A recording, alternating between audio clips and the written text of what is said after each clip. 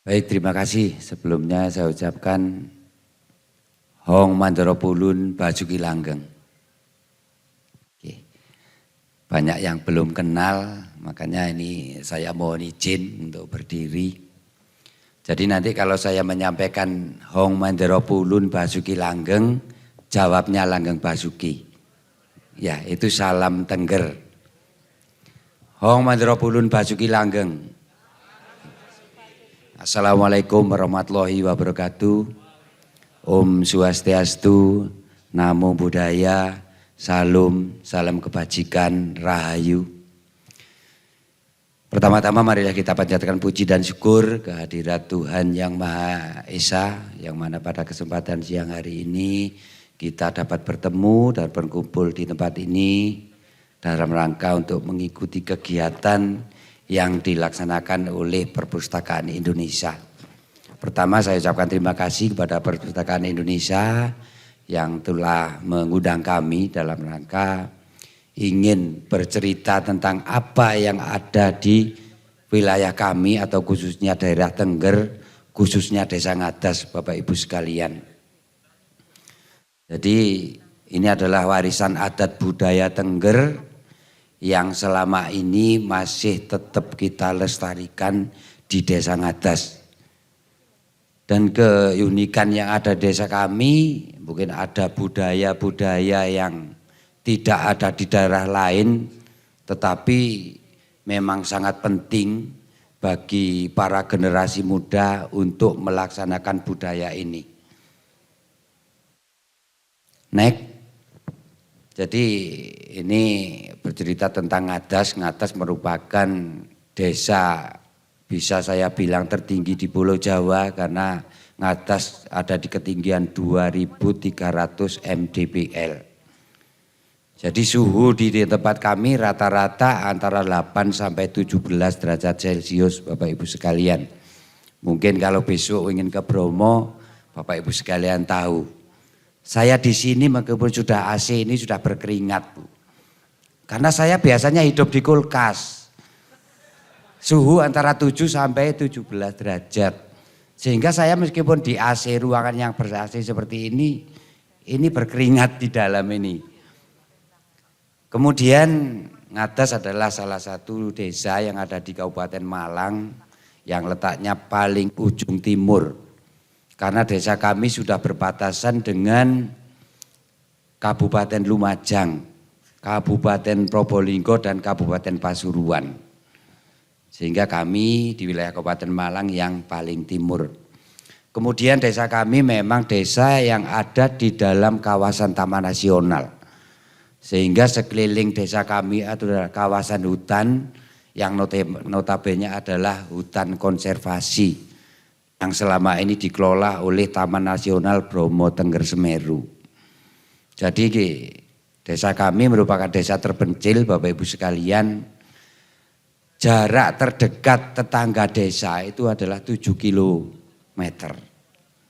Yaitu sudah wilayah kabupaten lain. Jadi tetangga kami yang terdekat adalah Desa Ranupani, Kecamatan Senduro, Kabupaten Lumajang. Kemudian ke timur kita ada dusun Cemoro Lawang, itu wilayah Probolinggo yang jaraknya sekitar 15 kilo. Dan desa terdekat lagi yang ke barat sama wilayah Kabupaten Malang adalah Desa Gubuk Lakah, Kecamatan Pocokusumo juga yang jaraknya 12 kilo. Jadi kami adalah warga masyarakat yang tinggal di tengah-tengah hutan. Tapi kalau orang Jawa katanya hutan itu alas. Tapi bukan berarti saya ini orang alasan Bapak Ibu sekalian. Jadi orang alasan itu banyak alasan yang tidak pasti kan seperti itu. Tapi kami bukan orang seperti itu. Next. Ya, ini ada ragam adat dan tradisi di desa kami yang selama ini masih kita junjung tinggi. Kita laksanakan di desa kami. Perlu saya sampaikan Bapak Ibu sekalian, Desa Ngadas itu ada 3 pemeluk agama. Dulu ada 4 Bapak Ibu sekalian. Jadi yang sekarang hanya tinggal 3 karena yang satu keyakinan, beliaunya kebetulan orangnya pindah, satu ke Malang, yang satu ke Kediri. Sehingga warga kami punya 3 keyakinan agama, yang mayoritas di sana masih pemeluk agama Buddha. Jadi secara persentase 50% agama Buddha, kemudian 40% Muslim, yang 10% adalah Hindu. Jadi memang beda Bapak Ibu sekalian, kenapa Tengger yang lain itu notabene adalah identik dengan agama Hindu. Tetapi di desa kami ini memang beda karena mulai dari terbukanya lahan yang ada di desa kami, Desa Ngatas adalah pemeluk agama Buddha. Sehingga mulai tahun 1979 baru ada agama Muslim yang masuk ke desa kami. Kemudian Hindu malah yang paling muda. Sejak tahun 1995 baru ada pemeluk agama Hindu di desa kami. Tetapi dengan 3 keyakinan yang berbeda-beda, kenapa kita bisa hidup rukun, hidup berdampingan, tidak ada konflik agama di sana. Karena apa Bapak Ibu sekalian, masyarakat kami, masyarakat Tengger itu sebetulnya ada di udeng atau pakaian yang saya pakai ini. Jadi ini saya perlu cerita sedikit, inilah pakaian adat kami Bapak Ibu sekalian. Sebetulnya ada satu yang tidak saya pakai. Kalau saya pakai nanti saya malah berkeringat, nanti basah lantainya Bapak Ibu sekalian. Karena harus pakai sarung. Bayangkan kalau saya pakai sarung di sini bagaimana sumuknya badan saya. Jadi itu tadi ada gambar pakai sarung. Kemudian udeng, ini namanya udeng. Kenapa kepala itu harus diikat? Kata lain udeng adalah ikat kepala. Kenapa? Karena di sini adalah pusat pikiran manusia yang harus kita kendalikan. Atau dengan kata lain harus kita ikat agar supaya kita tahu mana yang baik, mana yang buruk. Makanya kepala harus diikat. Di sini ada yang ke atas. Ini adalah hubungan antara manusia dengan Tuhan. Terus di sini ada segitiga. Ini ada maknanya semuanya Bapak Ibu sekalian. Jadi ini bentuk kejujuran warga Ngadas, warga Tengger. Kenapa ini ada yang menjulur ke bawah? Jadi warga Tengger harus sama antara pikiran, perkataan, perbuatan. Ini makanya di sana mohon maaf, ini salah satu desa di Kabupaten Malang yang paling aman Bapak Ibu sekalian. Tidak pernah ada pencurian.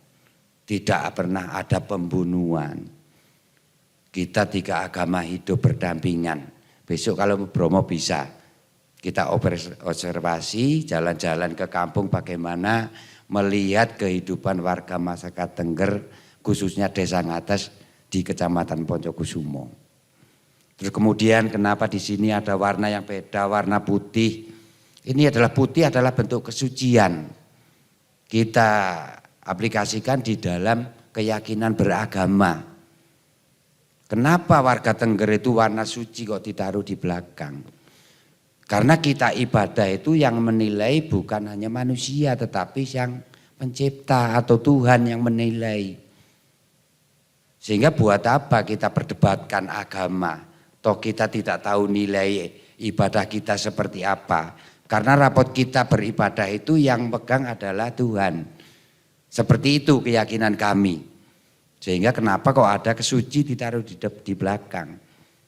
Karena rapot kita beribadah itu yang menentukan adalah yang tahu mungkin ya hanya Tuhan. Kita hanya melaksanakan ibadah. Tapi kita kadang ibadah tahu bahwa kita, saya hari ini kok kurang khusyuk cara sholatnya. Itu menurut saya karena saya Muslim. Kebetulan Mbah Dukun ini adalah Buddha Bapak Ibu sekalian. Sehingga di sana memang bagaimana kalau kita mau berdebat tentang keyakinan. Contoh seperti saya, ibu saya itu Hindu. Mertua saya Buddha Bapak Ibu sekalian. Saya dan istri Muslim. Masa saya mau bertengkar dengan ibu saya sendiri, mau bertengkar dengan mertua saya sendiri tidak mungkin. Sehingga ini makanya dari filosofi udeng ini memang yang menjadi keyakinan warga masyarakat kami, sehingga kita meskipun beda-beda agama tetap bisa hidup berdampingan seperti itu. Kemudian karena di sana masih kental dengan adat budaya yang masih dilaksanakan, meskipun adat budaya ini masih kita kategorikan dengan tutur. Kita itu hanya memperoleh dari tutur, Bapak Ibu sekalian. Karena kita mempunyai buku, 3 buku yang selama ini kita memang dulu tidak ngerti tentang huruf Jawa kuno, sehingga ada bukunya tetapi belum bisa kita baca. Sehingga kemarin sudah diadopsi oleh Perpustakaan Kabupaten Malang untuk menyelamatkan buku tersebut, sehingga nanti karena bukunya usianya sudah ratusan tahun, Bapak Ibu sekalian, sehingga pada saat ini masih tersimpan rapi di desa, tetapi secara digital sudah diadopsi oleh perpustakaan. Jadi yang satu sejarah desa, kemudian yang 2 adalah mantra dukun. Perlu kami sampaikan, tadi Bapak moderator menyampaikan jangan salah untuk menilai, karena dukun di desa kami itu adalah pelaksana upacara adat. Jadi beliaunya ini yang mempunyai mantra-mantra untuk melaksanakan kegiatan upacara. Sehingga di sana nama lokalnya adalah dukun. Tetapi bukan berarti dukun paranormal, Bapak Ibu sekalian. Sehingga dukun di sini adalah orang yang mempunyai mantra-mantra untuk melaksanakan upacara adat yang ada di desa kami. Itu penjelasan tentang dukun. Kemudian ragam adat dan tradisi di sana juga mempunyai aturan adat yang sampai dengan saat ini, karena hukum adat itu tidak ada yang tertulis, Bapak Ibu sekalian, tetapi masih dilaksanakan, dikukui oleh seluruh masyarakat. Contoh hukum adat di sana, apabila ada masyarakat yang ngambil rumput di ladang orang lain, itu ada sanksi adatnya. Jadi yang mengambil rumput itu kalau jumlahnya sepikul harus membayar semen 1 bal, 1 sak, dan pupuk 1 sak. Pupuknya diberikan ke petani atau ke yang punya lahan yang rumputnya diambil, sedangkan untuk semennya diberikan ke desa, itu sanksinya. Jadi rumput aja ada sanksi adatnya di sana. Tetapi Bapak Ibu sekalian, kalau beliaunya izin, ngambil 1 trek pun juga enggak apa-apa, yang penting izin. Tapi kalau tanpa izin, yaitu tadi 1 pikul harus mengembalikan atau membayar sanksi adat 1 sak semen dengan 1 sak pupuk. Kemudian karena kami di dalam desa adalah di sekelilingi hutan konservasi, yang notabene hutan konservasi itu hutan yang tidak boleh disentuh, bahkan tidak boleh diambil sesuatu di situ kecuali gambar atau foto, sehingga di sana juga mempunyai peraturan adat tentang pelestarian hutan, utamanya bagaimana menyelamatkan pepohonan yang sudah besar agar supaya tidak dirambah oleh masyarakat. Sehingga ada peraturan adat, apabila ada masyarakat yang memotong kayu yang masih hidup atau pohon yang masih hidup, itu sanksinya membayar 45 sak semen. Nah itu, sehingga hutan kita di sana tetap lestari, Pak. Tapi tentunya sebagai lembaga yang diberi mandat oleh pemerintah, Taman Nasional Bromo Tengger Semeru, tentunya hutan ini ya tidak seharusnya hanya dibiarkan seperti itu, karena namanya kayu atau pohon itu ada usianya, sehingga kalau sudah ratusan tahun mungkin bisa rapuh dan lain sebagainya, perlu ada restorasi sebetulnya. Itu. Kemudian di samping itu Bapak Ibu sekalian, nanti di bawahnya masih banyak sekali peraturan-peraturan adat yang nanti saya sampaikan. Kemudian ritual warisan leluhur yang masih lestari, jadi banyak sekali yang dilaksanakan di sana. Ritual keagamaan kita tetap menghormati, bagaimana agama tetap kita dahulukan. Contoh seperti orang melaksanakan perkawinan. Di sana karena ada perkawinan secara adat Bapak Ibu sekalian. Sehingga ritual keagamaan kita utamakan. Pada waktu ada orang meninggal, kalau muslim ya kita sesuaikan dengan keyakinan mereka. Pernikahan juga demikian, disesuaikan dengan keyakinan mereka. Tetapi ada upacara adat khusus. Kemudian sistem penanggalan, ini juga ada sistem penanggalan sendiri di Ngadas ataupun di Tengger. Karena Tengger itu ada 38 desa, ada di 4 kabupaten Bapak Ibu sekalian. Salah satunya di Kabupaten Malang adalah Desa Ngadas. Kemudian kesenian adat, di sana juga mempunyai kesenian adat.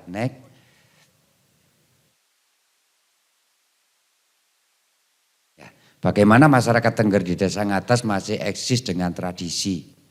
Desa Ngadas masih kental dengan nuansa adat tradisi di tengah perkembangan zaman karena masyarakat masih memegang teguh ajaran leluhur. Atau tadi sudah saya sampaikan bahwa melalui tutur, karena tidak ada panduan khusus. Yaitu norma-norma kehidupan masyarakat bagaimana menjalani kehidupan yang selaras dengan alam dan rasa hormat yang sangat tinggi terhadap leluhur, dan itu sudah dilakukan sejak ratusan tahun yang lalu hingga saat ini. Itu terbukti bisa menjadikan kehidupan masyarakat tentram, damai dan hidup dengan perekonomian yang cukup makmur. Jadi perlu saya sampaikan Bapak Ibu sekalian, jadi produk unggulan kami Desa Ngadas adalah kentang Bapak Ibu sekalian. Karena di sana yang bisa tumbuh hanya 3 jenis tanaman, kentang, brambang dan kubis. Di sana buah, lucu, buah jeruk itu buahnya di bawah Bapak Ibu sekalian. Di bawah desa maksud saya. Jadi di sana ada pohonnya tetapi tidak ada buahnya. Kadang ada buahnya, tidak ada pohonnya. Karena buahnya kita beli. Sehingga tidak ada pohonnya. Uniknya desa kami seperti itu. Nah,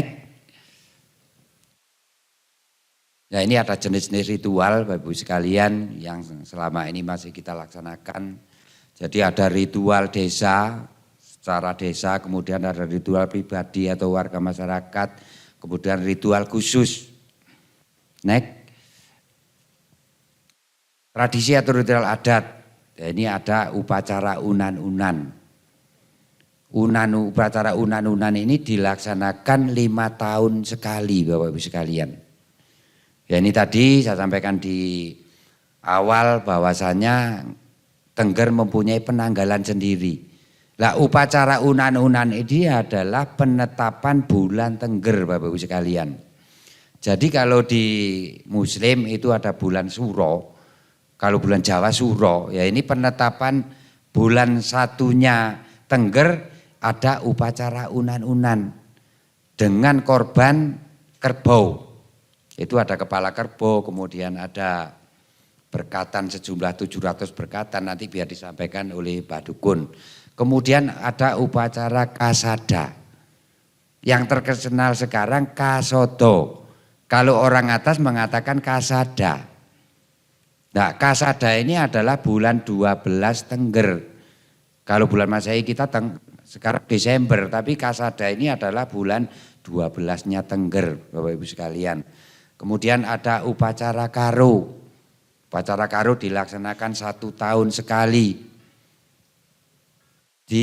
Bertepatan dengan bulan 2 atau bulan karo. Karo itu bulan 2 Bapak Ibu sekalian. Jadi tanggal ada Kasa, Karo, Kasa itu bulan 1. Nanti Mbak Dukun yang menyampaikan itu. Kemudian ada upacara Mayu.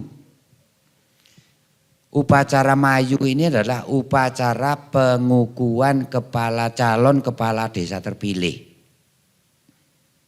Jadi di sana itu banyak sekali dana atau biaya yang dikeluarkan oleh masyarakat untuk mengangkat seorang pemimpin. Jadi mohon maaf, saya ini sudah 2 periode menjabat sebagai kepala desa, tetapi tidak pernah mengeluarkan biaya sepeser pun Bapak Ibu sekalian. Mulai dari biaya pilihan, biaya kampanye, malah di sana tidak ada kampanye. Bahkan calon kepala desa Itu enggak boleh masang banner sendiri-sendiri kemudian di desa itu ruame seperti 17-an, enggak boleh. Jadi di sana itu hanya masang di depan balai desa, depan rumah calon, seperti itu. Dan di dusun satu. Karena semua biaya dipikul oleh masyarakat. Malah kalau sudah selesai pilihan, si calon ini malah kaya mendadak Bapak Ibu sekalian. Betul ini saya sampaikan. Pertama saya tahun 2013 pilihan kepala desa, saya keliling ke rumah warga hanya mohon doa restu. Tidak harus bawa amplop, tidak harus bawa gula, tidak harus bawa rokok. Jadi saya hanya hadir ke masyarakat betul-betul minta doa restu karena ingin membangun desa, mencalonkan diri sebagai kepala desa. Setelah pilihan terpilih malah masyarakat Bapak Ibu sekalian yang membawakan gula dan beras ke rumah saya. Tahun 2013 saya mendapatkan gula 1 ton 2 kintal. Betul ini. Makanya di sana kalau ada pilihan dengan money politik tidak mungkin, tidak akan terpilih mereka. Karena biaya dari mana nanti untuk mengembalikan dana itu. Masyarakat berpikirnya seperti itu. Dengan harapan apa? Agar supaya pemimpin yang menjabat ini betul-betul amanah kepada masyarakat. Dan menjalankan aturan sesuai dengan undang-undang yang ada seperti itu. Kemudian ada aturan adat. Karena kepala desa itu jabatan selama 6 tahun. Sehingga ada keyakinan adat bahwasannya pilihan tidak boleh di tahun ganjil. Sehingga saya habis masa jabatan yang pertama itu sebetulnya 2019. Tapi karena tidak boleh saya merelakan 1 tahun untuk mengundurkan diri. Ikut pilihan di tahun 2018. Karena saya awal juga ikut adat ya kita harus mengikuti adat. Saya juga tidak keberatan untuk mengundurkan diri selama 1 tahun menjadi kepala desa. Tetapi masih ikut lagi berkompetisi untuk mencalonkan kembali di periode berikutnya sampai dengan saat ini. Kemudian next. Ya, ini ada ritual yang dilaksanakan secara individu. Di sana kalau orang Malang itu namanya mitoni Bu. Kalau di wilayah kami namanya sayut. Jadi ini ritual adatnya sayut. Kemudian setelah kelahiran ini ada upacara kekerik. Itu kelahiran di usia 44 hari harus melaksanakan kekerik. Kemudian ada upacara yang dilaksanakan pada waktu anak kita berusia remaja. Kalau laki-laki potong gombak dan untuk perempuan potong kuncung. Atau potong rambut yang ada di depan ini bagi cewek, kalau yang laki-laki di tengah. Jadi Bapak Ibu sekalian kalau ke Tengger mungkin ada anak kecil yang belum kitan. Rambutnya yang di sini dibiarkan panjang. Itu namanya gombak. Kalau orang Malang mungkin namanya kecir ya untuk gaya-gayaan. Tapi bukan kalau di desa kami. Jadi ini nanti dipotong pada waktu mau kitan. Namanya potong gombak. Dengan tujuan membuang sesuker. Atau membuang atau tolak balak seperti itu. Kemudian ada namanya 4 walagara. Ya ini walagara ini adalah pernikahan secara adat. Kalau muslim setelah dari Pengulu harus melaksanakan walagara. Nanti yang melaksanakan adalah Mbah Dukun secara adat.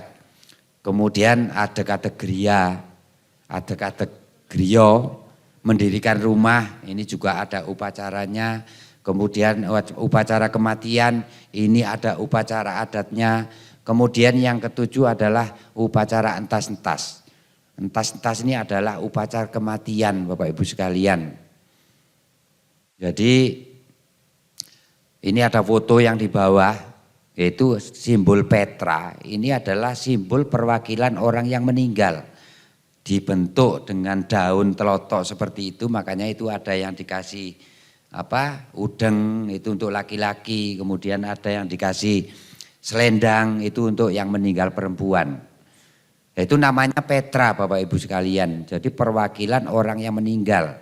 Kalau di Bali itu jasadnya yang dibakar, tetapi kalau di Tengger adalah Petra atau simbolnya saja yang dibakar. Sehingga untuk jasad manusianya tetap kita makamkan atau kita kuburkan seperti itu. Kemudian Bapak Ibu sekalian, nah ini ada ritual khusus. Ritual khusus namanya petean. Petean ini adalah ritual atau budaya yang mulai dari dulu sudah kita laksanakan. Petean ini adalah kontrol remaja putri dan janda. Di desa kami, perawan atau janda dikontrol 3 bulan sekali. Hamil atau tidak. Betul ini. Jadi kita kumpulkan cewek-cewek yang usia remaja 15 sampai 20 tahun dan janda, kita kumpulkan. Dikontrol oleh dukun bayi. Bukan saya yang kontrol. Kalau saya nanti pilih-pilih. Jadi yang kontrol dukun bayi Bapak-Ibu sekalian. Hanya menggunakan ibu jari. Itu contohnya seperti itu, ada gambar. Itu namanya petean. Dengan ibu jari dikontrol ibu dukun bayi. Dukun bayi tahu ini hamil atau tidak. Dan budaya ini sudah merupakan menjadi kebutuhan masyarakat. Bukan aturan atau bukan perintah dari pemimpin yang harus dilaksanakan, bukan. Sudah menjadi kebutuhan. Karena kenapa? Pada waktu kontrol atau petean, ada salah satu anak tidak hadir, itu sudah mereka malu. Nanti saya kalau tidak hadir malah sudah disangkakan bahwa saya telah berbuat yang tidak-tidak. Atau sudah pernah melaksanakan pergaulan bebas. Seperti itu, makanya menjadi kebutuhan sekarang. Bahkan untuk anak-anak yang sekolah di Malang, notabene kuliah maupun sekolah SMA harus pulang Pak. Untuk mengecekkan dirinya bahwa saya ini masih suci, tidak pernah berbuat yang tidak atau pernah berhubungan pergaulan bebas seperti itu. Makanya namanya petean. Ini sudah ada dokter yang pernah disertasinya mengangkat petean di desa kami. Kebetulan Bapak Bupati Malang dulu. Baik.